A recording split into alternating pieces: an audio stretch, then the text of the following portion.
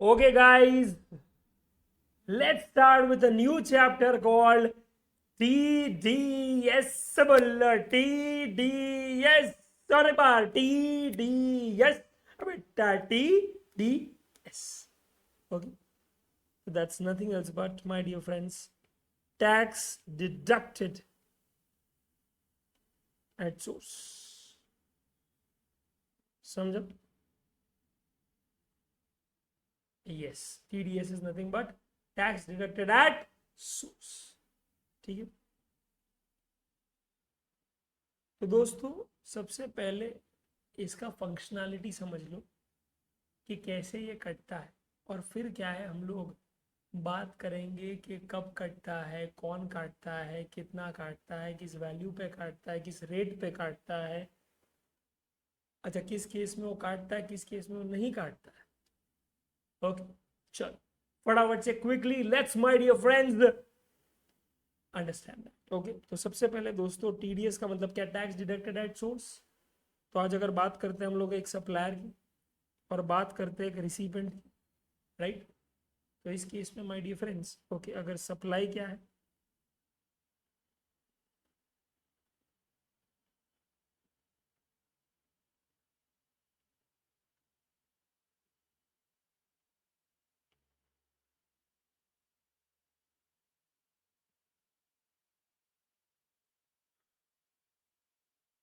क्या है बताओ।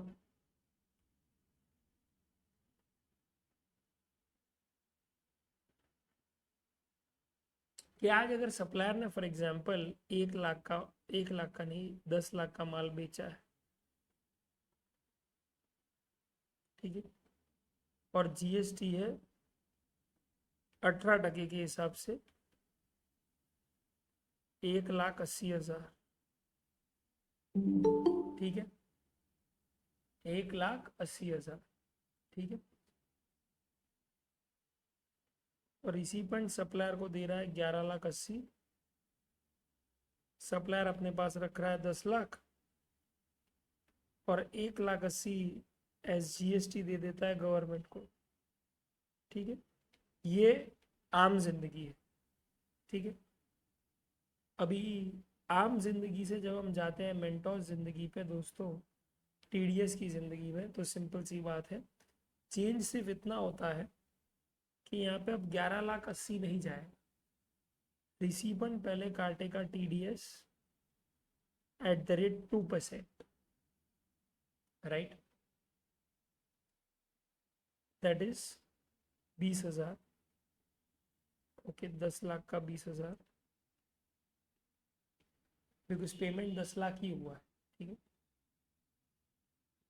तो फिर जाएगा 9,80,000 प्लस 1,80,000, ठीक है। तो वो अपने पास कितना होगा, 9,80,000 तो हो गई, साथ साथ में अब आपको 1,80,000 जमा करना था गवर्नमेंट के पास। तो आपने ई कैश लेजर में कितना डाला होगा, ई कैश लेजर इज बेसिकली अपना ई वॉलेट, तो उसमें आपने कितना डाला होगा ई वॉलेट में, 1,80,000 डाला होगा, ओके। पर अब आप 1,80,000 नहीं डालेंगे, अब कितना डालेंगे, कितना डालेंगे, 1,60,000। 1,60,000 क्यों, क्योंकि ऑलरेडी बेटा 20,000 आपके ई कैश लेजर में डिपॉजिट हो गया होगा उसी दिन जिस दिन ये बंदे ने क्या है, ये टीडीएस, ओके, डिपॉजिट कर दिया गवर्नमेंट के पास। Got it. तो आपके ई कैश लेजर में रिफ्लेक्ट हो जाएगा ये अमाउंट, और आपको दिख जाएगा amount. Is that very clear my dear friends, right. तो ये कोई नुकसान नहीं है, वैसे बोलूंगा it's certain kind of an advance tax, it is certain kind of an advance tax, जहां पे एडवांस में क्या है, पैसा भरा जाता है, दैट्स इट, ओके। और कुछ नहीं, कुछ भी नहीं। Is that very clear my dear friends, yes, okay. अब ये तो आपने समझ लिया। अच्छा, क्यों रिसिपेंट ही काटता? बिकॉज बेटा आज सप्लायर का इनकम का सोर्स क्या है? रिसिपेंट। तो रिसिपेंट ही जब काटता है और काट के पैसा भेजता है तो उसे बोलते हैं tax deducted at source, because आपके सोर्स ने आपको पैसा देने में पैसा काट के दिया है, टैक्स काट के दिया है। Is that very clear? Yes. अब थोड़ी थोड़ी इंट्रिकेसीज समझते हैं, ठीक है? चलिए एक सेकंड।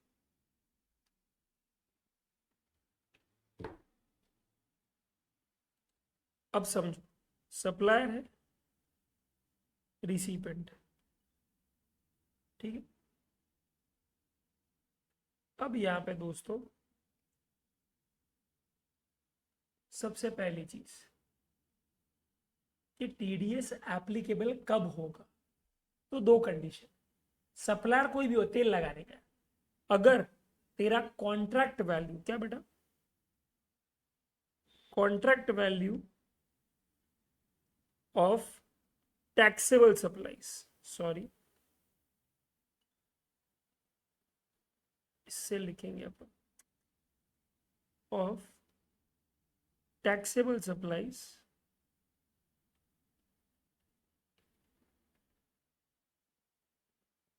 if that exceeds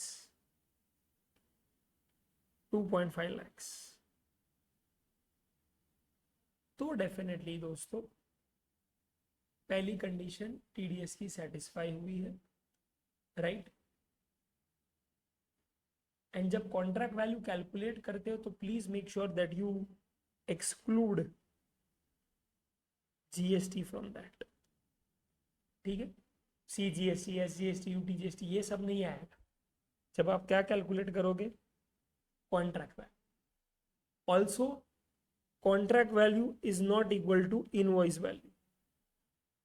तो ऐसा हो सकता है क्या कि कॉन्ट्रैक्ट वैल्यू 10 लाख है पर आपने अभी इनवॉइस एक का ही भेजा है, क्यों? क्योंकि वो कॉन्ट्रैक्ट पूरे साल का है, समझा?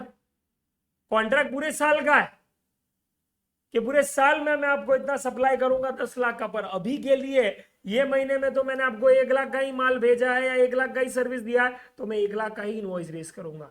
तो क्वेश्चन में ये देख लेना कि इनवॉइस वैल्यू लिखा है या कॉन्ट्रैक्ट वैल्यू। आपको कॉन्ट्रैक्ट वैल्यू ही क्या है उसकी ही शोध करनी है बेटा, आपको कॉन्ट्रैक्ट वैल्यू ही देखना है। Is that very clear? Yes. Okay okay. Next next condition जो सेटिस्फाई करनी है वो है क्या? पहली वाली इससे सॉर्टेड है। ओके, पहला वाला क्या है? Contract value of taxable supplies, यानी सिर्फ टैक्सेबल सप्लाईज ही होनी चाहिए, एग्जाम सप्लाईज नहीं होनी चाहिए, समझा? और वो टैक्सेबल सप्लाईज कितनी होनी चाहिए? 2.5 लाख से ज्यादा, point number 1। Point number 2, contract value is not invoice value. Point number 3, contract value will never include GST. अब थर्ड है कि रिसिपेंट कौन होनी चाहिए, स्पेसिफाइड रिसिपेंट्स का लिस्ट है कि यही रिसिपेंट्स होने चाहिए भिड़ू। ओके, क्योंकि इन्हीं का नाम लिखा है सेक्शन 51 के अंदर कि भैया टैक्स डिडक्टर आप ही बनेंगे, आप ही बनेंगे, आप ही बनेंगे, टीडीएस डिडक्टर आप ही बनेंगे। ओके,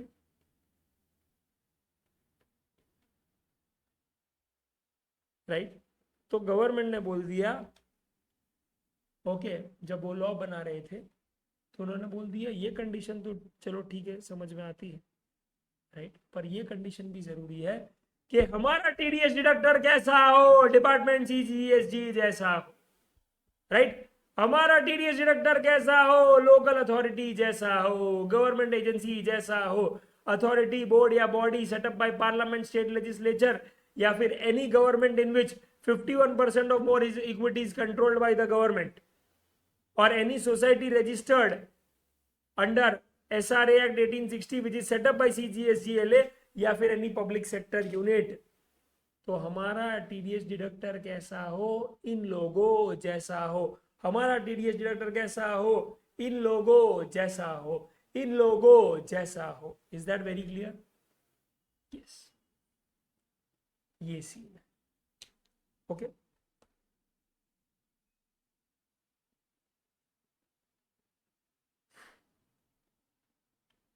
तो अगर ये सीन हो जाता है ना माय डियर फ्रेंड्स, तो याद रखना क्या, ओके, कि इतने वैल्यू का सप्लाई और ये रिसीपेंट्स, तो पक्का ट्रिगर हो जाएगा टीडीएस।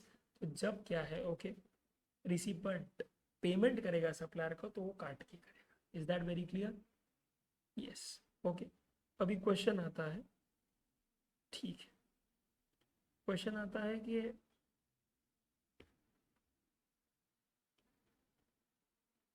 किस वैल्यू पे काटेगा, क्या रेट होगा, क्या ड्यू डेट होगा। Let's focus on that. Question is किस वैल्यू पे टीडीएस डिडक्ट होगा, on what value TDS will be deducted. तो बोला है पेमेंट वैल्यू, ओके। रिसिपेंट जो पेमेंट करेगा सप्लायर को, ठीक है, उस वैल्यू पे टीडीएस कटेगा, ओके। तो आज मुझे बात बताओ, सप्लायर है, उसने बोला है कि वो रिसिपेंट को, ठीक है, उसका कॉन्ट्रैक्ट है 20 लाख का, प्लस उस पर जीएसटी है कितना, 2 लाख, 22 लाख, ठीक है। पर अभी वो इनवॉइस रेस कर रहा है कितने का, सिर्फ 1 लाख का। पर रिसिपेंट सप्लायर को पे भी कर रहा है कितना, जितना इनवॉइस रेस किया है, 1 लाख प्लस जीएसटी। तो गवर्नमेंट फिर क्या बोलता है कि ठीक है रिसिपेंट एक काम कर, तू टीडीएस भी 1 लाख पे ही डिडक्ट कर, यानी कि टीडीएस विल बी 1 लाख का 2%, 2000। इज दैट वेरी क्लियर दोस्तों, समझा? ओके। अब क्वेश्चन आता है रेट क्या होगा। तो रेट जैसे मैंने बता दिया 2% है, बट दोस्तों बहुत जरूरी है समझना कि सप्लायर जब रिसिपेंट को सप्लाई कर रहा है, तो वो सप्लाई तो सप्लायर को पता ही होगा ना कि इंट्रा है कि इंटर, इंट्रा है कि इंटर, राइट। बिकॉज उसने भी तो बिल भेजा होगा ना, उसने भी तो इनवॉइस भेजा है जिसमें लिखा है सीजीएसटी, एसजीएसटी या आईजीएसटी। तो अगर इंट्रा है तो याद रखना तेरा टीडीएस भी तू काटेगा, वैसे ही तू काटेगा सीजीएसटी, एसजीएसटी, राइट, बकायदा 1%, 1%। और अगर इंटर स्टेट है तो तुझे लगाना पड़ेगा आईजीएसटी 2%। समझा? अरे यस और नो? तो जैसे जो सप्लाई का नेचर है ना, तो टीडीएस भी वैसे ही काटेगा, ठीक है, डन। तो वैल्यू सॉर्टेड है, रेट सॉर्टेड है। अच्छा, अभी रिसिपेंट तूने टीडीएस काट दिया 2000,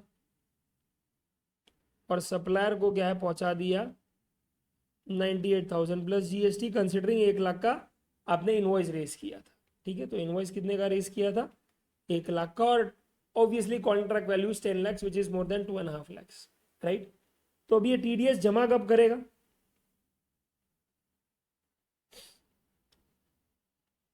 तो बोला है भाई तू पहले इतना बता दे कि तूने काटा कब है, ठीक है।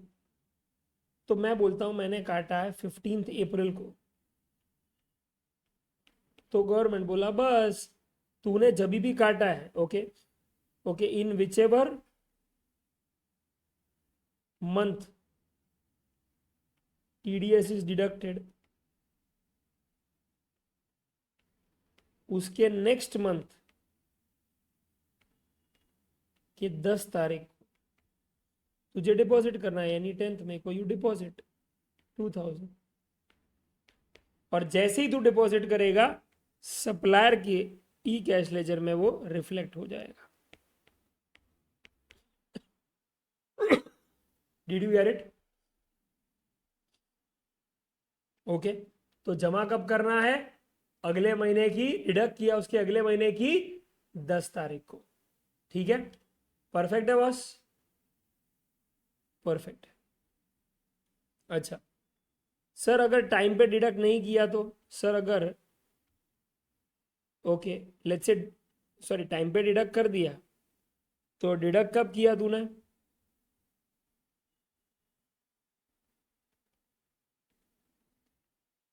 1 अप्रैल। तो ड्यू डेट क्या होना चाहिए ऑफ टीडीएस? 10 अप्रैल। पर तूने जमा कब किया है?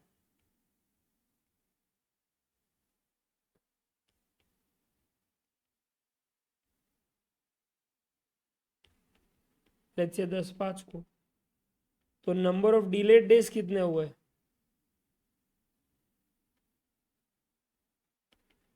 कितने हुए बताओ?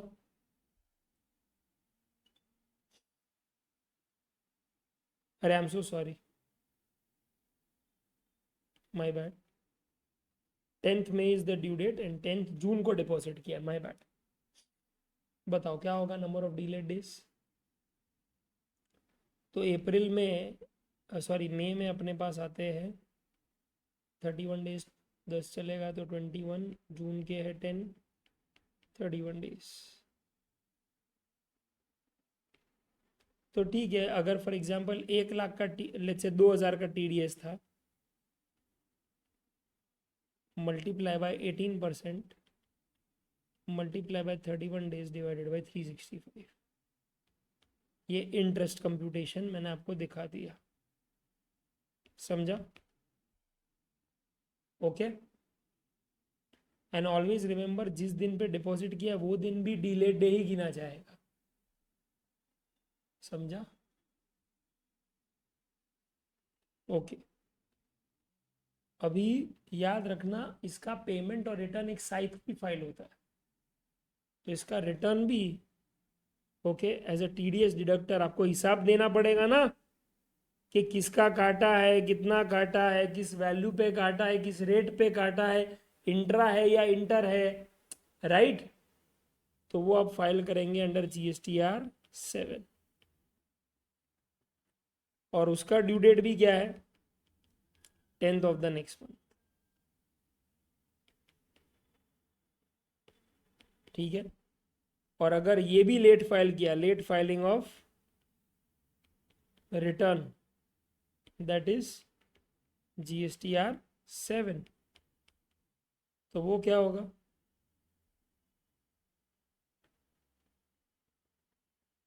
25 रुपया प्रतिदिन या फिर 1,000 विच एवर इज लोअर, समझा? वो उसका लेट फीस है। ओके। तो ये पूरा डिस्कशन हम लोगों ने कवर कर दिया है, बस एक छोटा सा पार्ट रहेगा, वो ये है कि भाई सुन लो जरा, बराबर से सुनना ये चीज़ को कि आज रिसिपेंट जो है जैसे ही टीडीएस डिडक्ट कर लेता है, उसे एक कंप्लायंस करना पड़ता है कि उसे इशू करना पड़ता है क्या? TDS certificate to supplier within 5 days from the date of deposit of TDS। Okay, check करो इसको।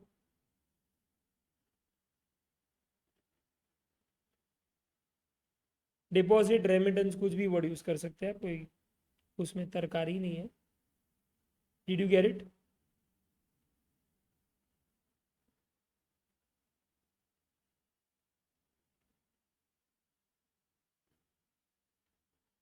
Does that make sense my dear friends? तो एक गाउठी मुझे एक बात बता, ऊपर वाले केस में जो मैंने डिस्कस किया, मैं वो 5 दिन कहाँ से गिनूं?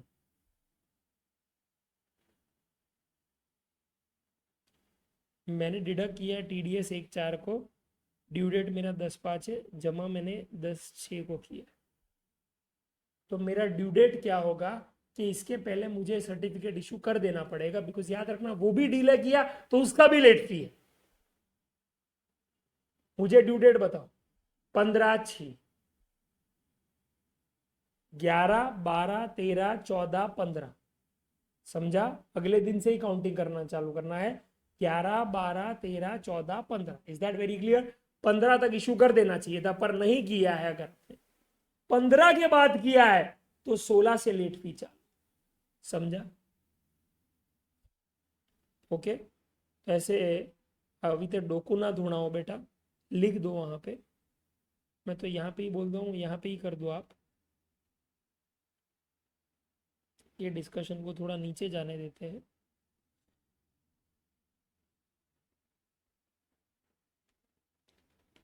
कि if in the above case TDS certificate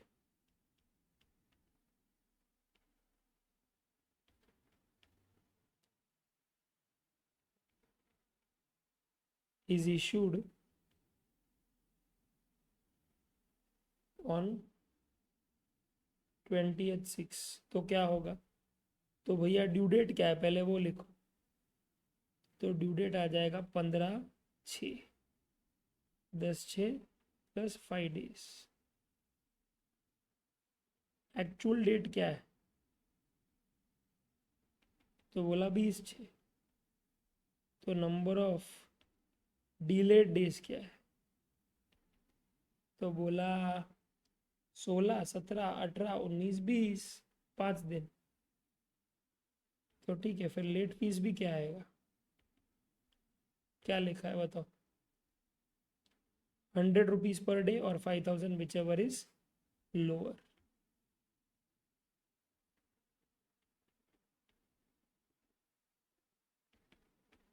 500 रुपया। Did you get it my dear friends? अरे यस और नो? यस। तो मैंने क्या इसका भी एक एग्जाम्पल दे दिया है। ठीक है,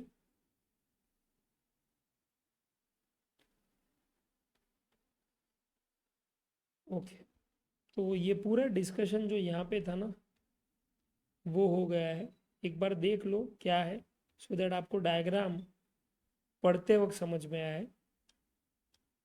सप्लायर है, उसने कॉन्ट्रैक्ट वैल्यू किया 2.5 लाख का ऑफ टैक्सेबल सप्लाईज। ठीक है, क्योंकि कॉन्ट्रैक्ट वैल्यू है 10 लाख का प्लस जीएसटी। इनवॉइस पर उसने 1 लाख का ही भेजा है प्लस जीएसटी। रिसिपेंट का नाम दे दिया है, कौन है? रिसिपेंट का जो एरो है वो क्या डिसाइड करता है कि टीडीएस डिडक्ट हुआ है at the time of payment. अच्छा, डिडक्ट कब करना है? At the time of payment. और वैल्यू भी क्या? Payment value. ओके, तो at the time of payment TDS is deducted और अमाउंट पेड। ठीक है, तो अमाउंट पेड था 1 लाख, क्योंकि इनवॉइस रेज था 1 लाख का, तो पेमेंट भी उतना ही करूंगा। उसमें 2% काट दिया, 98,000 प्लस जीएसटी है। ओके, टीडीएस जमा कब करना है? 10th of the next month in which deduction takes place. Done. Okay, supplier का जीएसटी लाइबिलिटी 18,000 है, पर वो जमा 16 ही करेगा, बिकॉज उसके ई कैश में 2,000 जमा ऑलरेडी हो चुका है। और रिसीपन बची कुची कसर ये पूरी कर देगा कि टीडीएस काटने के बाद वो सर्टिफिकेट भी इशू कर देगा within 5 days from the date of remittance of TDS to government. Late fees उसका होगा 100 रुपया प्रतिदिन या फिर 5,000 विच एवर इज लोअर। ठीक है, कॉन्ट्रैक्ट वैल्यू एक्सक्लूड करेगा जीएसटी को। Contract value is not invoice value. ठीक है, ये डिस्कशन हो गया। और यहाँ पे भी जो डिस्कशन था वो भी हो गया अपना। ठीक है, जो यहाँ पे किया था। ओके, किस रेट पे, किस अमाउंट पे, अगर वो लेट क्या है डिपॉजिट किया है, रिटर्न कौन सा है, अगर रिटर्न लेट फाइल किया तो हश्र क्या होगा। ठीक है बॉस, डन। अब सिर्फ एक ही डिस्कशन बाकी रहता है। क्या sir? Cases where TDS is not to be deducted, जिस पे डेफिनेटली क्वेश्चन आ सकता है। Okay, cases where TDS is not suppose to be deducted. ठीक है,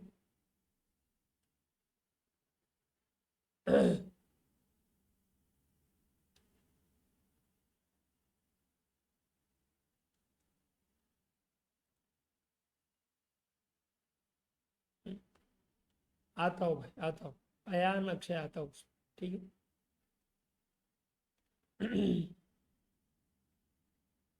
ये क्वेश्चन एक्चुअली आपको अपने आप को पूछना चाहिए कि ये जब आप इनकम टैक्स में पढ़ रहे थे तो आपने ये क्वेश्चन अपने आप से क्यों नहीं पूछा। Right, yes.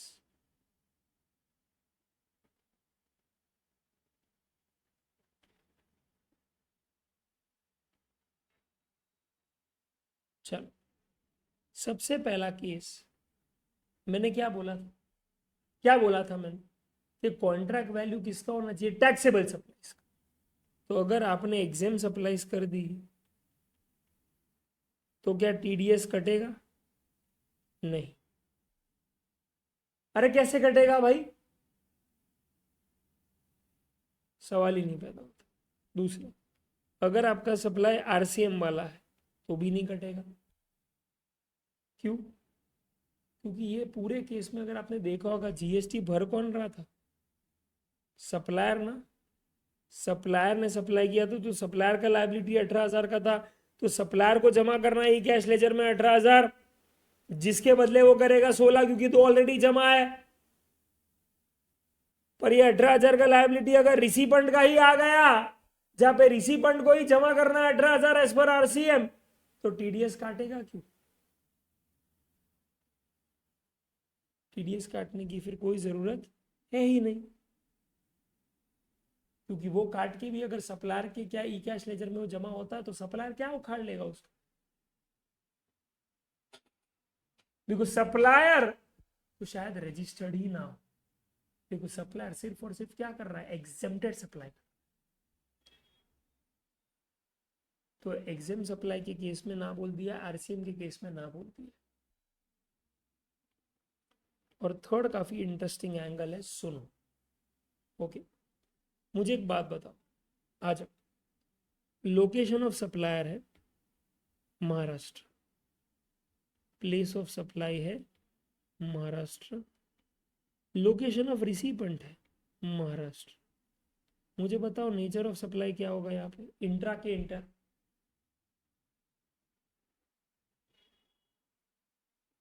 इंट्रा।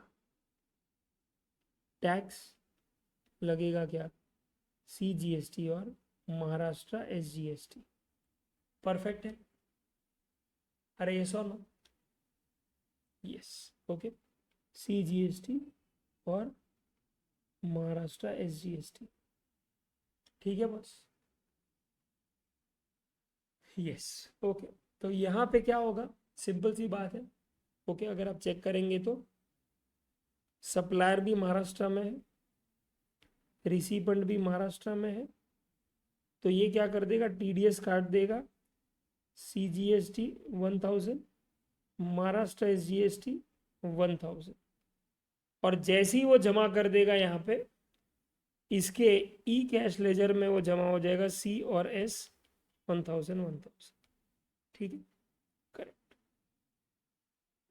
अब सिनेरियो क्या होगा इसके बाद?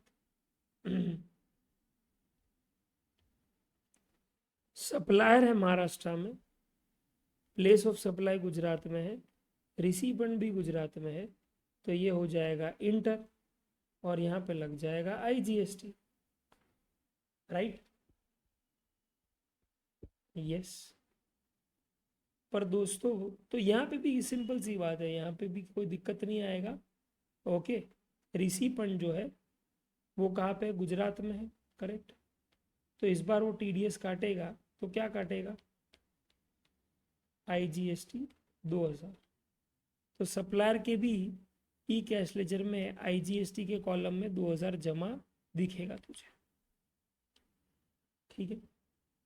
यस। पर दोस्तों अभी अगर ऐसा सीन होगा, ये देखो ये बवंडर है, महाराष्ट्र में है supplier, okay, place of supply भी महाराष्ट्र है, बस रिसीपेंट गुजरात में है बस। अब ये इंट्रा है या इंटर? इंट्रा। और देखो यहाँ पे मैं टीडीएस की बात कर रहा था, तो अब आप समझ रहे हो क्या सीन होगा, सप्लायर है, रिसीपेंट, ये महाराष्ट्र में, ये गुजरात में। अच्छा, 1,00,000 का जो उसने सेलिंग प्राइस कोट किया है 1,00,000, उस पे लग जाएगा क्या, CGST और महाराष्ट्र SGST, ठीक है। 9%, 9%, 9,000, 9,000। क्यों? क्योंकि प्लेस ऑफ सप्लाई भी महाराष्ट्र ही है, और हम लोग ये दोनों पैरामीटर ही डिटरमाइन करता है to determine nature of supply. तो ये 1,18,000 आ गए। अब रिसिपेंट दोस्तों, सबसे पहले ये बताओ, क्या रिसिपेंट को आईटीसी मिलेगा? इसका आईटीसी जो पूछ रहा हूं उसका जवाब दो। क्या रिसिपेंट को आईटीसी मिलेगा? नहीं, क्योंकि जो रिसिपेंट पैसा जमा करने जा रहा है वो महाराष्ट्र के साथ होगा, पर वो गुजरात में खुद है। Is that very clear? तो आज आप ये भी सोचो कि गुजरात वाले को पता है कि उसको जो सप्लाई किया गया है वो इंट्रा है, तो उसको जो टीडीएस काटना पड़ेगा वो भी इंट्रा वाला ही होगा, जो क्या होगा? सीजीएसटी और एसजीएसटी। बट याद रखना, इस बार कहानी में ट्विस्ट ये है कि ये एसजीएसटी गुजरात एसजीएसटी है, क्योंकि वो गुजरात में है और वो पैसा गुजरात स्टेट गवर्नमेंट को देगा।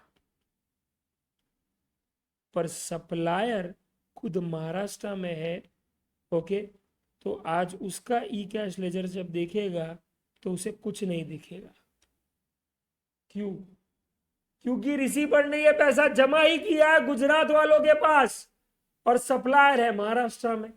तो दोस्तों याद रखना, सप्लायर को अपने ई कैश लेजर में दिखेगा ही नहीं अमाउंट, तो सप्लायर बवाल कर देगा, बोला भाई ये 2% काटा और मेरे क्या है ई कैश लेजर में दिख ही नहीं रहा, ये तो मेरा एक्सपेंस हो गया। जहां पे 1,00,000 मिलना चाहिए था वहां पे 98,000 मिल रहा है। तो ऊपर तो ठीक था, यहां पे तो क्या मेरे ई कैश लेजर में वो पैसा जमा ही नहीं हुआ, तो वो पैसा तो परमानेंटली चला गया मेरा यार। यस और नो? क्योंकि वो बंदा वो पैसा जमा कर रहा है और टीडीएस जमा कर रहा है गुजरात के पास, पर मैं हूं महाराष्ट्र में रजिस्टर्ड, वो पैसा मुझे कभी मिलेगा ही नहीं। अरे आर यू गेटिंग इट और नॉट? महाराष्ट्र स्टेट गवर्नमेंट को नुकसान नहीं है मेरे भाई, सप्लायर को नुकसान है नवीन, क्योंकि सप्लायर के वॉलेट में वो पैसा जमा हुआ ही नहीं, क्योंकि सप्लायर का वॉलेट महाराष्ट्र स्टेट गवर्नमेंट के साथ था। माने ऐसा समझो ना कि उसने जमा किया पेटीएम में पैसा और मैं गूगल पे में ढूंढ रहा हूं कि क्रेडिट आया कि नहीं। तू समझ रहा है? ऐसा सी वो पेटीएम में कर रहा है तो मेरा खाता पेटीएम में ही होना चाहिए ना। वो गूगल पे कर रहा है तो मेरा खाता गूगल पे ही होना चाहिए। वो जमा कर रहा है गूगल पे में, मैं देख रहा हूं पेटीएम, तो दिखेगा नहीं दिखेगा? इसी तरह से वो जमा कर रहा है गुजरात में, तो मैं महाराष्ट्र में देखूंगा तो मिलेगा नहीं मिलेगा? समझ रहे हो कि नहीं आप? राइट। तो इसीलिए याद रखना, ऐसी सिचुएशन में जहां पे LOS and POS are in same state and LOR is in different state, ऐसे सिनेरियो, ओके, ऐसे सिनेरियो में दोस्तों टीडीएस कटेगा ही नहीं, बिकॉज गवर्नमेंट नहीं चाहता कि सप्लायर का नुकसान। Are you getting it? Check करो।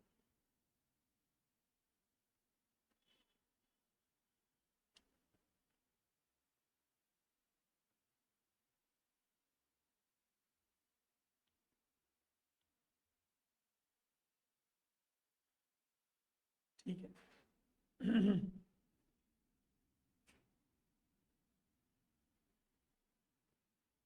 ठीक है।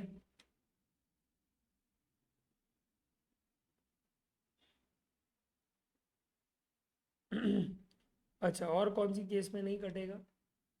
जहाँ पे, ओके याद रखो, एक पीएसयू सर्विस दे रहा है अनदर पीएसयू, ओके, एक पीएसयू अनदर पीएसयू को सर्विस दे रहा है। अब या तो ब्रांच भी हो सकता है, डिस्टिंक्ट पर्सन भी, या कोई all together different PSU.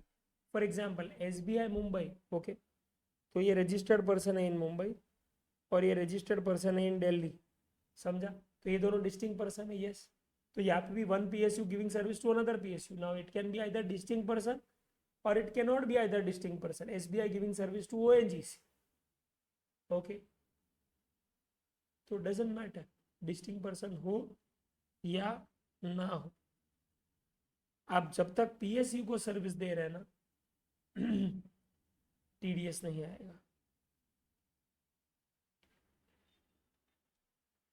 TDS नहीं आएगा। Is that very clear? अच्छा, दूसरा, अगर ये जो स्पेसिफाइड पर्सन की लिस्ट है, बराबर, ये अपनी ही बिरादरी में सर्विस दे रहा है, CG to SG, CG to PSU, CG to that society, CG to government agency, are you getting it? मैंने बस एक एग्जांपल दिया यहाँ पे, अपनी बिरादरी को सर्विस दे रहे, कोई किसी को भी दे रहा है सर्विस, पर अपनी ही बिरादरी वाले, तो नहीं आएगा TDS. Is that very clear? समझा? अरे यस और नो? Yes, okay. अभी होता क्या है पता है, ये चैप्टर जब हो जाता ना तब ऐसा लगता है अरे पपलू था, कुछ नहीं, पर जब अप्लाई होता है ना तब अचानक से डायनामिक्स बदल जाते हैं। तो मैं चाहता हूं कि आप 2 मिनट पहले सब चीज जो मैंने समझाई उसको पढ़ो, बिकॉज एक एक चीज डिफाइन की है मैंने बकायदा। देखो, फिर मैं सम पे आता हूँ, पहले इजी पे जाते फिर थोड़े से टफ पे जाते, मुझे लगता है थोड़ी अवेयरनेस होगी तो हो जाएगा, लेट्स सी, ठीक है। And then we will call it a day, okay. TCS कल पढ़ लेंगे हम लोग, ठीक है। चलो आ जाओ, समझी करना है, एक बार पढ़ लो आप बस, चलो आ जाओ,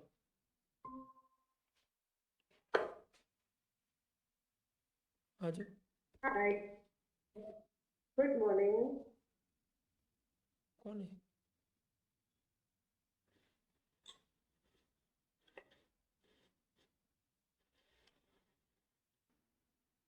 कौन गुड मॉर्निंग बोल के चला गया भाई?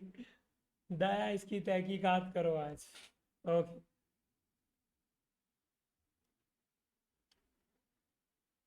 ओके, जो भी था, प्रीतेश का तो अच्छा गुड मॉर्निंग हो गया आज। अब वो धनाधन इस हफ्ते बढ़िया पढ़ाई करने वाला है, ऐसे गुड मॉर्निंग हर रोज होते रहे, ओके। आ जा, स्पीकर ही बंद कर दिया साला, ओके। तो बात अगर हम लोग करें दोस्तों यश शॉपी की, a registered supplier of Jaipur, okay, is engaged in supply of various goods and services exclusively to government departments, agencies, local authorities, and persons notified under Section 51. You are required to briefly explain the provisions relating to tax deduction at source under Section 51 and also determine the amount of tax, if any, to be deducted from each of the receivables given below, assuming that the payments as per contract values are made on 31st October. Rates 12% है GST के। सबसे पहले चलो, supply of computer stationery to PSU located in Mumbai, total contract values 2,72,000 inclusive of GST, GST is 12%। फटाफट से बताओ क्या होगा, क्या यहाँ पे सबसे पहले टीडीएस कटेगा या नहीं कटेगा? नाइस मेगा, गुड वन खुशी अदानी जी, नहीं कटेगा, बिकॉज मेरे भाई 2,50,000 एक्सीड ही नहीं कर रहा है ये, समझा? और कोई रीजन नहीं है इसका, ठीक है। Yes, that's it. तो ये एक चीज थी। नेक्स्ट क्या है बताओ? यहाँ पे तो नहीं कटेगा क्योंकि 2,50 नहीं हो रहा है एक्सीड।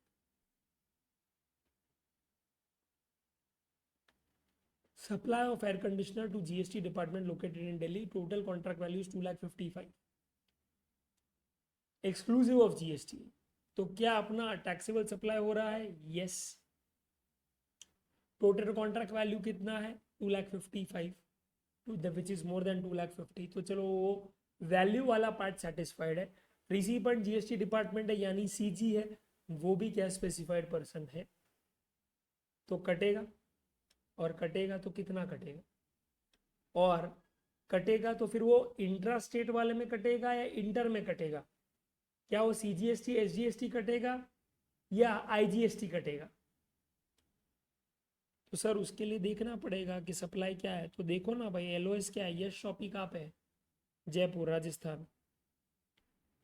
प्लेस ऑफ सप्लाई और लोकेशन ऑफ रिसीपेंट ये देख लो। तो आपने क्या है, एयर कंडीशनर दिया था, तो एयर कंडीशनर आपने जयपुर से भेजा होगा दिल्ली। तो डू यू ऑल्सो रियलाइज कि यहाँ पे मूवमेंट ऑफ गुड्स हुआ होगा? तो मूवमेंट ऑफ गुड्स में प्लेस ऑफ सप्लाई कहाँ टर्मिनेट होता है? प्लेस ऑफ सप्लाई क्या होता है? जहाँ पे मूवमेंट टर्मिनेट होता है वो है दिल्ली। तो place of supply Delhi, recipient भी दिल्ली, तो डेफिनेटली टैक्स आ जाएगा क्या? IGST। ठीक है, और वो IGST लगेगा @2%, और वो होगा 2% of 2,55,000, that is 5,100। Does that make sense? ठीक है, यस कटेगा, और वैल्यू भी होगा TDS का IGST के रूप में 5,100। ठीक है, last, supply of generator renting service to municipal corporation of Jaipur, total contract value 3,50,000। अभी 3,50,000 का 12% निकालोगे बाहर तो 2,50,000 के ऊपर ही वैल्यू आएगा। और जानना है तो कर लो, 3,50,000 डिवाइडेड बाय 112 मल्टीप्लाई बाय 100। ठीक है, तो क्या वैल्यू 2,50,000 से ज्यादा है? यस। क्या ये टैक्सेबल सप्लाई है? यस, इसीलिए इंक्लूसिव ऑफ GST है। क्या रिसिपेंट लोकल अथॉरिटी है? यस। अब आप बताओ कि TDS कटेगा कितना? ठीक है, और किस वैल्यू पे कटेगा? ओके, और क्या ये इंट्रा होगा या इंटर होगा, इतना बता। तो सर अगेन चेक कर लो आप खुद ही। तो मैंने बोला ठीक है, डन। सप्लायर कहाँ पे है? राजस्थान, खमा खणी, खणी खमा, पधारो मारे देश।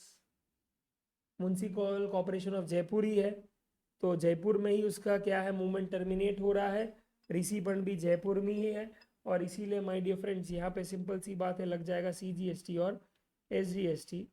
करेक्ट, परफेक्ट है दोस्तों, राइट। और यहाँ पे जो भी है क्या आ रहा है वैल्यू, तो उसके लिए सहारा ले लेते। 3,12,500 है, okay, multiply by 1%, multiply by 1%। ये इंट्रा है और ये इंटर है। Does that make sense my dear friends? Confidence आ रहा है कि कैसे आएगा ये? अरे यस और नो? गुड।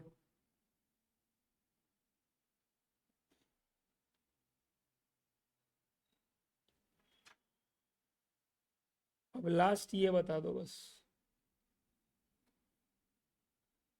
ये बाप है सबका बाप। ये आ गया तो TDS आपको पक्का 100% समझ गया है, ऐसी मैं मंशा रखता हूँ, ऐसी मैं आशा रखता हूँ कि आपको आ जाए। ठीक है, चलो। तो मनीहर एंटरप्राइज कभी भी क्या है, मैं सबसे पहले क्या देखूंगा पता है? ये सप्लायर साला रजिस्टर्ड कहाँ पे है, उसको नोट करके रखो, दिल्ली। ठीक है, फिर नेक्स्ट क्या है? ठीक है, ये सब किसको बेच रहा है? वो government departments, agencies, notified persons, बराबर। ठीक है, महीना भी देख लो कौन सा है, अक्टूबर का। ठीक है, सावन का महीना नहीं बेटा, अक्टूबर का महीना। आ जाओ, और एडजस्टमेंट बाय एडजस्टमेंट कमेंट कर। ठीक है, सबसे पहले नीचे अगर देख लो रेट क्या है, 18% है। ओके, चलो आए। ठीक है, सबसे पहले सप्लाई, अच्छा, बंदा दिल्ली का है, दिल्ली का माल बेच रहा है, स्टेशनरी सप्लाई कर रहा है टू फिशरीज डिपार्टमेंट कोलकाता। तो रिसीपेंट तो नोटिफाइड पर्सन ही है, पर वैल्यू कितना है इसका? 2,60,000 इंक्लूसिव ऑफ GST। अच्छा, सब इंक्लूसिव ऑफ GST है, और ये GST का रेट है 18%। तो टोटल कॉन्ट्रैक्ट वैल्यू 2,60,000 है, पर पेमेंट कितना किया है? 15,000 ही। वो कोई रीजन की वजह से है, वो आपको पता होना चाहिए। ठीक है, चलो सबसे पहले फटाफट से प्रीतेश कारिया जी बताइए, TDS कटेगा कि नहीं कटेगा? कैलसी साइड में रखो, और या मोबाइल साइड में रखो, जो भी आपके पास है। ठीक है, दिमाग साइड पे मत रखना, गाउठी बहुत चाहिए इसमें। No TDS, clearly no TDS. 2,60,000 divided by 1118 multiply by 100 करेंगे तो 2,50,000 के अंदर ही अमाउंट आएगा दोस्तों। ये मेरा कॉन्फिडेंस है, इतनी मैथ्स मैं भी जानता हूँ। तो भैया नो टीडीएस, ठीक है। रीजन क्या लिखेंगे? That since the contract value with fisheries department is not exceeding 2,50,000, TDS shall not apply as per section 51 तथास्तु। दूसरा point, supply of car rental service to municipal corporation. Recipient वही है जो अपने को चाहिए, वापस चेक करो। 2,95,000 डिवाइडेड बाय 1118 मल्टीप्लाई बाय 100। बहुत ट्रिकी एडजस्टमेंट है ये। ओके, बताइए फटाफट मेघा जी, बताइए क्या होगा यहाँ।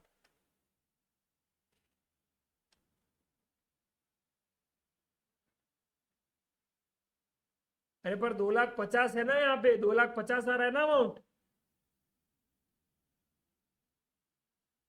सर एक्सीडिंग होना चाहिए, यस, और एक्सीड नहीं कर रहा है, 2,50,000 पे ही रुक जा रहा है दोस्तों। पर अपने को 2,50,000 और 1 रुपया चाहिए, समझा? Yes, we want 2,50,000 to exceed, and which is why my dear friends it's not exceeding. Again no TDS, same reason. तो मैं तो बोलूं 1 और 2 को क्या है, रीजन क्लब ही कर देना, समझा? यस। तो पहले क्या पोजीशन लिख देने का, वैसे पेंसिल में लिख देने का, ऐसे चलता है थोड़ा, ठीक है। फिर एक साथ रीजन लिखने का कि in case 1 and 2 reason is this, वैसे। थर्ड, गधा मजूरी नहीं करने का बेटा, सीए एचएससी नहीं, ओके। सप्लीमेंट भरने का तेरे को मार्क्स नहीं मिलेगा रे गाउठी आज। Supply of heavy machinery to PSU located in Uttarakhand 5,90,000, 25,000 दी। अभी ऑब्वियसली 5,90,000 का 18% निकालेगा गाउठी तो 5 लाख आएगा amount, which is more than 2.5 lakhs, ठीक है। तो ये बात तो पक्की है, बट तो पहले वैल्यू चेक कर लिए, यस, स्पेसिफाइड पर्सन है, यस। फिर नो टीडीएस वाले केस देख लेने के कि एग्जाम तो नहीं है, नहीं नहीं एग्जाम नहीं, राइट, आरसीएम तो नहीं है। फिर वो वाला case, LOS and POS in same state, LOR in different state, तो चेक कर ले।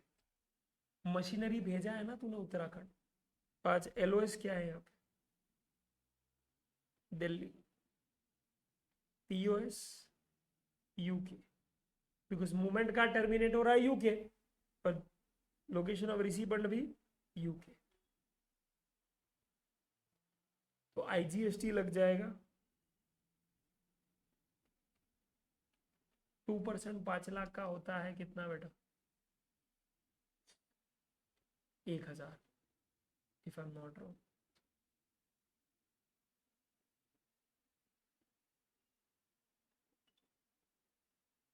नहीं बेटा 10,000 होता है,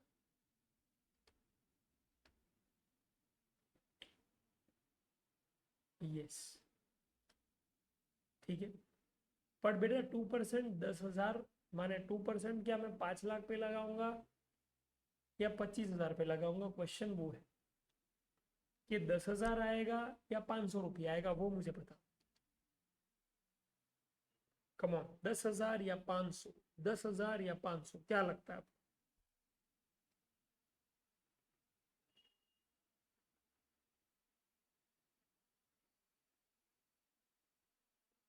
भाविक आपको क्यों लगता है 10,000 होगा, जबकि तुम लोग को माँ कसम में यहाँ पे बकायदा लिखवाया हूँ। तुम लोग सब है ना अलग ही लेवल के, माने ऐसे मस्ती कर रहे हो क्या मेरे साथ आप लोग?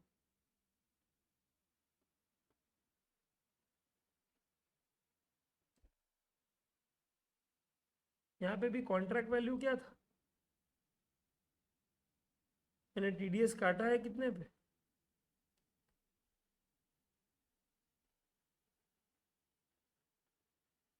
देखो चाहिए तो लिख दे भाई यहाँ पे 2,000।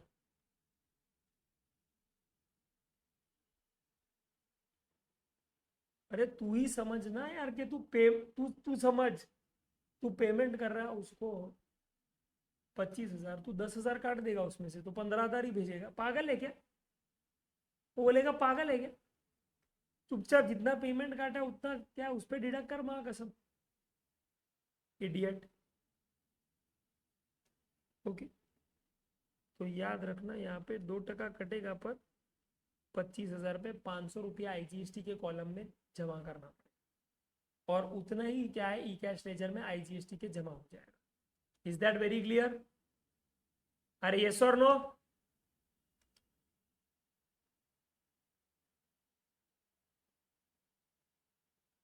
Next, come on. Supply of taxable goods to Delhi office of NHB, a society established by Government of India under Society Registration Act. Okay, तो यहाँ पे भी दोस्तों अगर आप देखेंगे तो लोकेशन ऑफ सप्लायर कहाँ पे है? Delhi. Place of supply Delhi. Okay, recipient भी कहाँ पे है? दिल्ली। तो क्या हो जाएगा बताइए?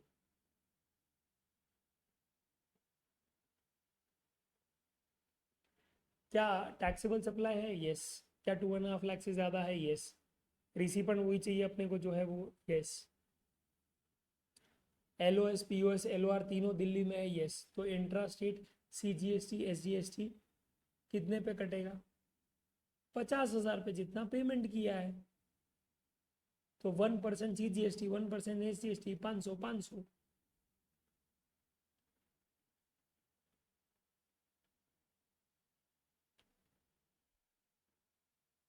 Next, interior decoration service of Andhra Bhavan located in Delhi, service contract is registered into with the government of Andhra Pradesh, registered in Delhi. ठीक है, चलो इसका आंसर जो देगा उसको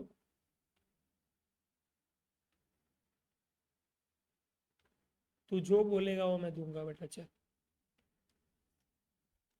फिफ्थ वाला बता, TDS आएगा कि नहीं? एक नंबर, एक नंबर। पब्लिक साला इतना बाप इंटेलिजेंट है अपना इस बार का बैच, तो क्या ही बोले। श्रुति हो, श्रियम हो, मेगा हो, भाविक हो, अयान हो, अवंती हो, तमन्ना हो, खुशी हो, कुमारी हो, इतनी खुशी होती है मुझे जान के, खुशी कि तूने और दूसरे सब ने क्या है, सब आंसर सही दिया है। Answer is no TDS। क्यों? क्योंकि LOS यहाँ पे है क्या? दिल्ली। POS भी क्या है? दिल्ली। पर LOR क्या है? आंध्र प्रदेश। और ये POS कहाँ से है? 12(3) से। क्योंकि लोकेशन ऑफ इमूवेबल प्रॉपर्टी है, तो सर्विस जब दिया जाता है in relation to immovable property, place of supply as per 12(3) is location of immovable property. And hence my dear friends, यहाँ पे LOS और POS एक स्टेट में है और LOR दूसरे स्टेट में है। ये सिचुएशन में बहुत क्या मगजमारी होती है, इसलिए गवर्नमेंट ने ही बोल दिया है कि यहाँ पे नहीं लगेगा, नहीं लगेगा TDS, नहीं लगेगा TDS का प्रोविजन नहीं लगेगा। Is that very clear? Did you just realize कि how can they ask? Did you just realize that you have to be so सतर्क एंड सो सावधान?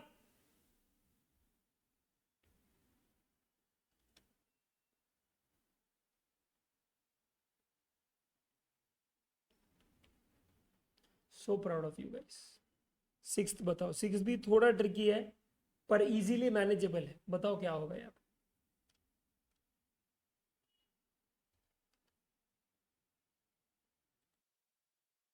बेटा सिंपल सी बात है, यहाँ पे दिमाग ही नहीं लगाना। ओके, सिंपल सी बात है बेटा। यहाँ पे अगर आप क्या है गौर से देखेंगे तो out of total contract value of 9,72,000, value of supply of books is 7 lakhs and remaining is 272।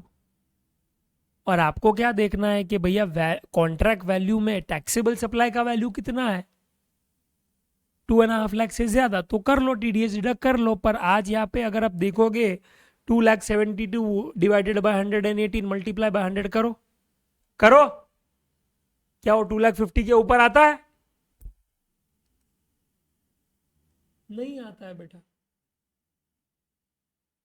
आता है क्या प्रीतेश? नहीं आता। कितना अमाउंट आता है? लिखो जरा वहां पे।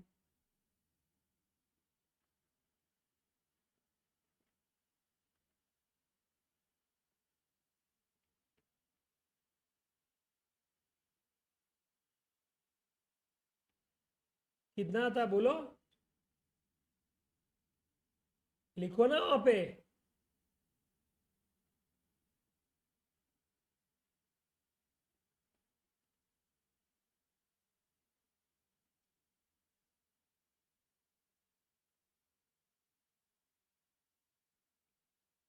which is clearly, my dear friends, less than 2,50,000, correct? तो खत्म, फिर खत्म बात, ठीक है। नहीं लगेगा जीएसटी। अगेन क्यों नहीं लगेगा? बिकॉज यार नहीं था 2.5 लाख से ज्यादा। अपने को 3 ही केस देखने हैं भाई, कि value of supply, taxable supply, इसका क्या होना चाहिए? 2.5 लाख से ज्यादा। रिसीपेंट वही होना चाहिए जो अपन बोल रहे हैं। एंड थर्ड अपना क्या सीन है बताओ? नो टीडीएस वाले में आना नहीं चाहिए, ठीक है। यस, नेक्स्ट क्या है बताओ? Maintenance of street lights in municipal area of east Delhi. The maintenance contract entered into with the Municipal Corporation of Delhi also involves replacement of defunct lights and other spare parts.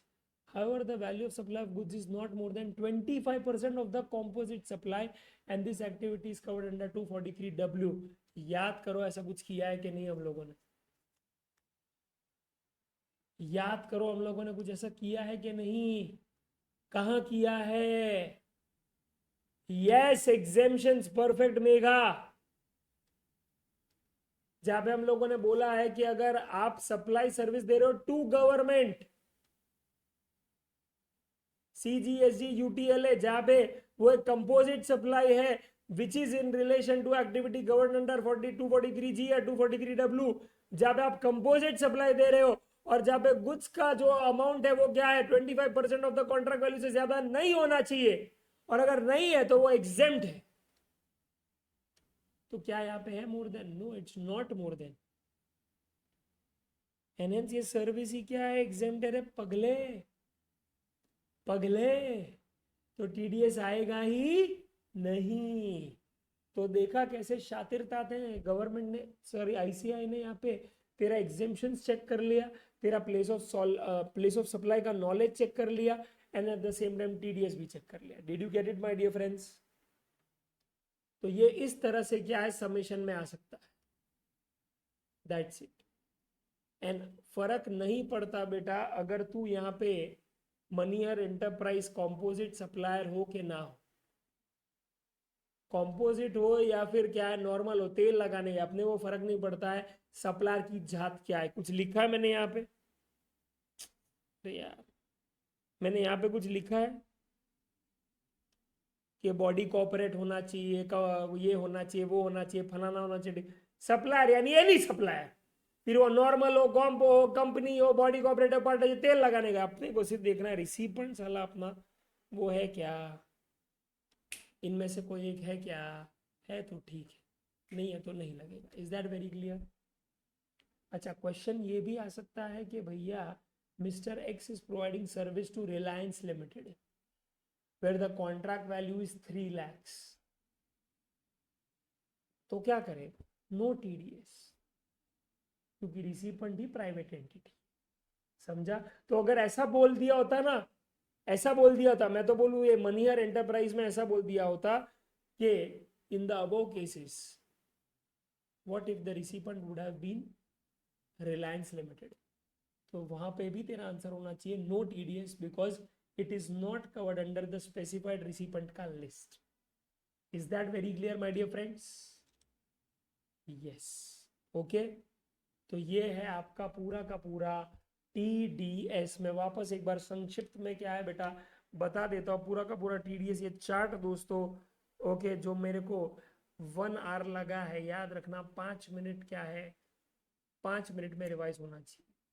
Supplier कौन होना चाहिए? कोई भी। Recipient कौन होना चाहिए? Very simple, सीजीएसजी, यूटीएलए, government agency, या फिर दोस्तों कोई बॉडी या अथॉरिटी, ओके, जिसमें सिंपल सी बात है माय डियर फ्रेंड्स, ओके, जो पार्लियामेंट या स्टेट लेजिस्लेचर ने बनाया हो, या फिर जहाँ पे क्या है 51% से ज्यादा आपका स्टेक हो, या फिर कोई सोसाइटी है जो सेटअप की है सीजीएसजीएलए अंडर एसआरए, या फिर क्या है public sector unit. Is this very clear?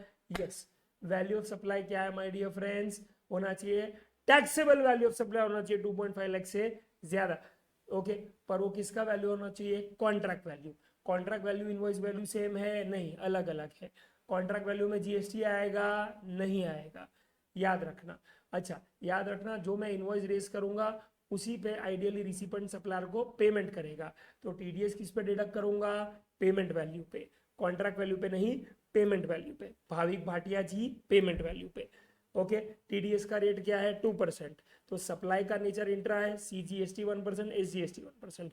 अगर इंटर है तो भाई 2%, आईजीएसटी 2%। अच्छा, डिपॉजिट कब करेंगे? अगले जिस महीने में डिडक्ट किया है उसके अगले महीने की 10 तारीख। रिटर्न कब फाइल करेंगे? जीएसटीआर 7 के नाम से, वो है अगले महीने की 10 तारीख को।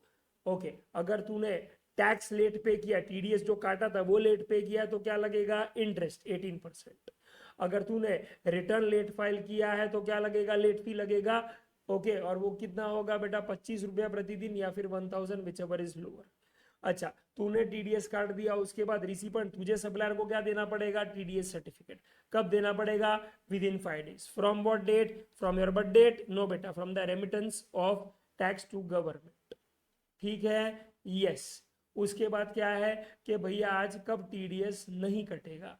तो भैया बोला है एग्जाम सप्लाई हुआ तब, आरसीएम हुआ तब, जब सप्लायर और प्लेस ऑफ सप्लाई का लोकेशन एक है और रिसीपेंट का लोकेशन अलग। तो वहां पे पता चला कि रिसीपेंट जिस स्टेट में जमा कर रहा है, सप्लायर उस स्टेट में है ही नहीं, तो सप्लायर को कभी अपने ई कैश लेजर में वो अमाउंट दिखेगा ही नहीं। दूसरा, एक पीएसयू दूसरे पीएसयू दे रहा है, फिर वो अपनी ब्रांच हो या कोई ऑल टुगेदर नहीं पीएसयू हो, डजेंट मैटर कि वो डिस्टिंक्ट पर्सन है या not a distinct person. And last is कि अपनी ही बिरादरी में अगर क्या है हम लोग ऊर्जा सर्विस दे रहे हैं तो भी क्या है? टीडीएस नहीं कटेगा, तथास्तु। Is that very clear? Yes sir. Done है? डन है। क्यूएनए हो गया है? क्यूएनए हो गया है। तो जो भी नए चैप्टर्स किए हैं बेटा, प्लेस ऑफ सप्लाई हो या टीडीएस हो, हर एक क्यूएनए के साथ हम लोगों ने किया है। As good as regular batch ही था, बिकॉज आप पहली दफा पढ़ रहे थे। ठीक है, यस। प्लीज इंश्योर कीजिएगा my dear friends, place of supply आप लिख दीजिए। टीडीएस का अगर आपको चार्ट चाहिए तो चार्ट खुद बना के लिख दीजिए, पर इसको लिख दीजिएगा, मेमोरी अच्छा रहेगा। क्या बात है, फटाके दिल मिल रहे हैं दोस्तों, पटाखे उड़ रहे हैं, बेस्ट ऑफ लक दिया जा रहा है, दिवाली आ रही है, एक नंबर। मजा आ गया है सेलिब्रेशन करके, मजा आ गया दोस्तों। ओके, तो दोस्तों आपको समझ रहा है कि सीए फाइनल के सिलेबस में भी जो आपको क्या है ऐड हुआ है, वो कोई बहुत बिग डील नहीं है, आप इजीली क्रैक कर सकते हो। यस, तो 50 मार्क इस बार लाना ही है, माँ कसम, समझा? पूरा छीन के लाना। एग्जामिशन अगर नहीं आया बेटा तो फाइनल सीए में एडमिशन नहीं दूंगा तुझे, समझा रे गाउठी? Yes sir. ओके, चलो दोस्तों, कल मिलते हैं, टीसीएस करेंगे। ओके, सॉरी प्रीतेश कारिया जी, आपका शेड्यूल डिस्टर्ब करने के लिए, ठीक है, पर ऊपर नीचे कर लेना थोड़ा आज। ओके, आदियोस अमिगोस, हasta la vista। आपको फोन आ रहे हैं कि नहीं बेटा? मेरे यहाँ से फोन आ रहे हैं कि नहीं? यस, वो फोन अटेंड कीजिएगा, क्योंकि वो मैं ही बात कर रहा हूँ, ऐसे ही समझिएगा। बिकॉज मैं चाहता हूँ दोस्तों कि मुझे पता चले कि तू क्या कर रहा है साले, समझा? और कहाँ फंसा हुआ है, क्या कर रहा है, क्या दिक्कतें आ रही है, बता मुझे, कुछ सोल्यूशन साथ में निकालेंगे और जीवन में आगे बढ़ेंगे। Adiós amigos, hasta la vista.